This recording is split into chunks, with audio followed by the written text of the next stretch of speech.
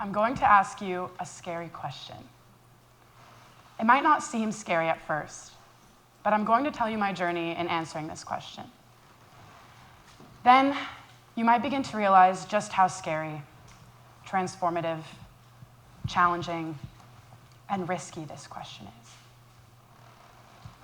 I then want you to take it with you and find your answer. What is the purpose of your work as a scientist? I was faced with this question at one point in my career, and I want to share my experience with you. But first, I think we should look back at the scientists that came before us, to the source of science. So I'd like to take you back to around 500 BC in ancient Greece.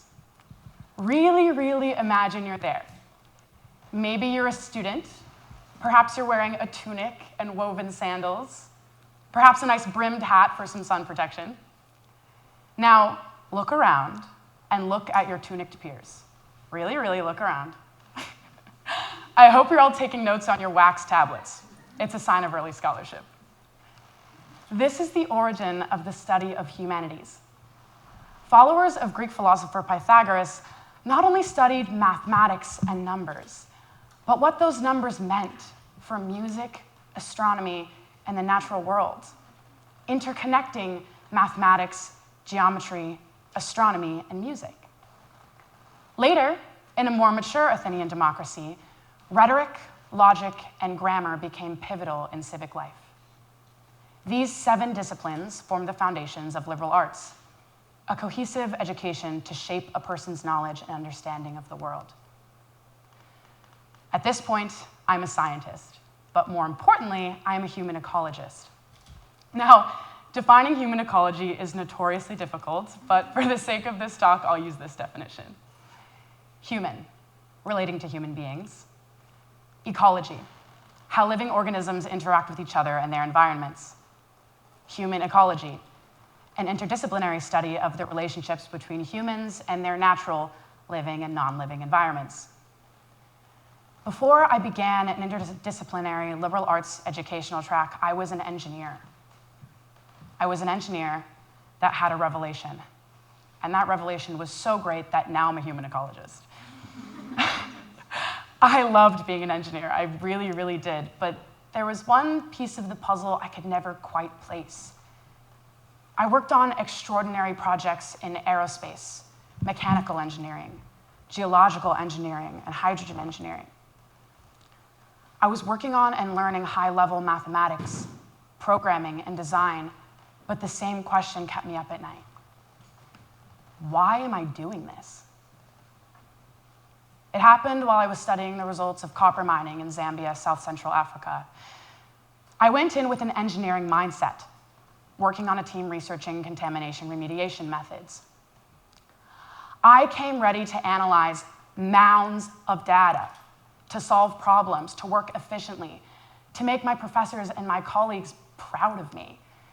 But without immediately realizing it, I started to become a part of a community, contributing to a solution that impacted real people, their families, and their lives. I realized what I'd been missing in my life as an engineer.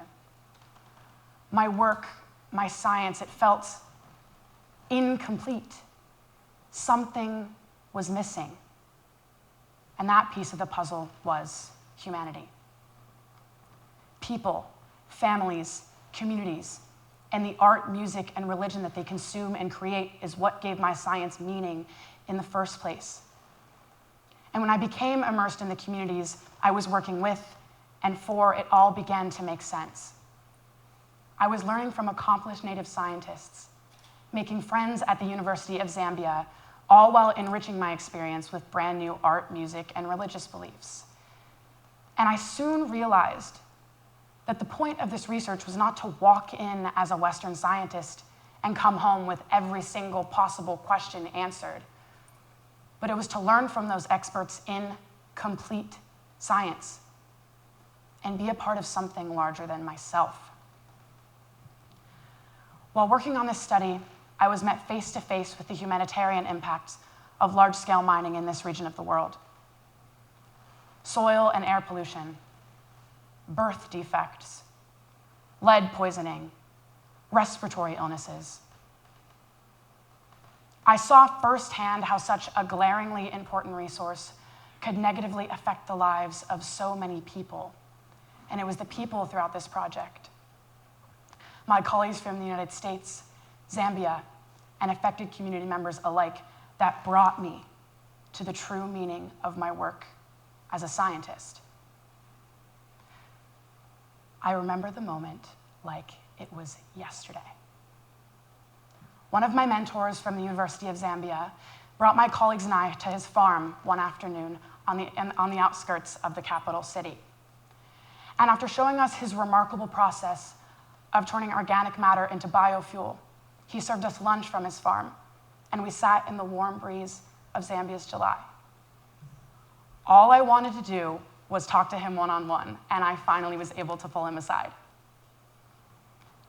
"You're living my dream life," I say to him, and he chuckles back at me. "Let me tell you something," he says to me, while taking a long pause.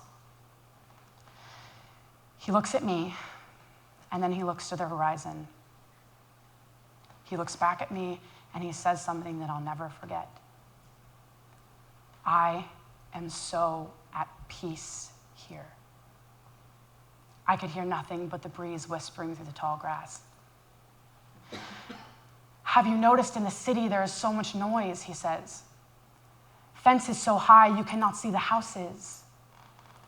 You turn your head one way," he turns us physically to the side as if we're actually looking at something together, "and it is so loud. I hear a dog barking. You turn to the other side," he turns us the other way, "and there is someone yelling. I hear arguing. Out here there is peace. I am so creative out here. I am so inspired out here.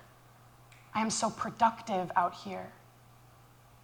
I am so at peace here," he tells me. My takeaway was this: this is why I do science. This is my purpose: to sustain this human need, desire, right to peace, benefit, and the sustainment of life. My science meant nothing without these moments in the field. My science meant nothing without the aspect of humanity, because it was humanity that brought my science life, passion, curiosity, wonder, purpose, and imagination. How about that? It wasn't just the engineering that I loved, but it was what my work as a scientist and engineer could do for other people. I was in love with the human ecology piece, and I finally had my answer. This is why I do what I do. This is my North Star. And from that moment on, my entire life was changed. So I brought this experience home. I couldn't shake it. I needed to figure out how to process all of this back in my everyday life as an engineer. I brought this question to my colleagues and my peers, and they told me if I left engineering as I knew it, I'd lose my promise of a 6-figure salary, prestige, publications, research opportunities, to move up in the world of science, engineering, and technology. I would never be known, and I would never be relevant. This is when this question got scary for me.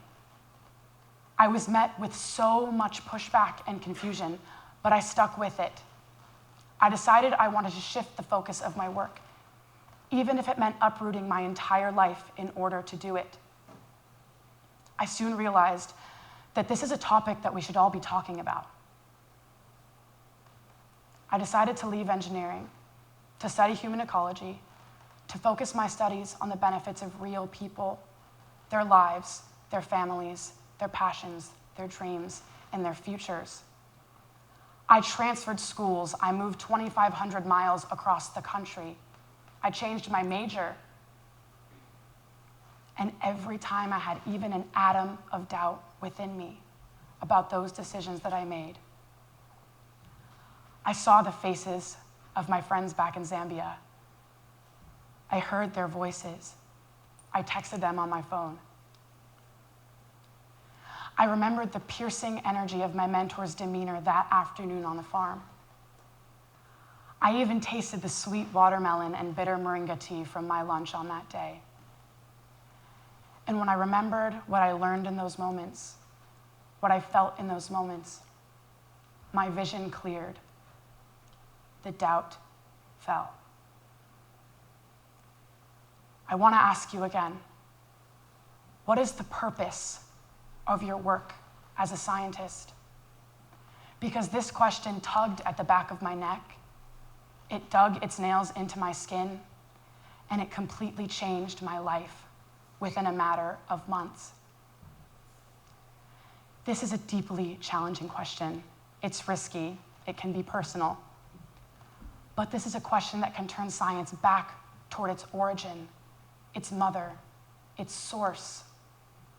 One scientist, engineer, physicist, chemist, biologist, thinker at a time.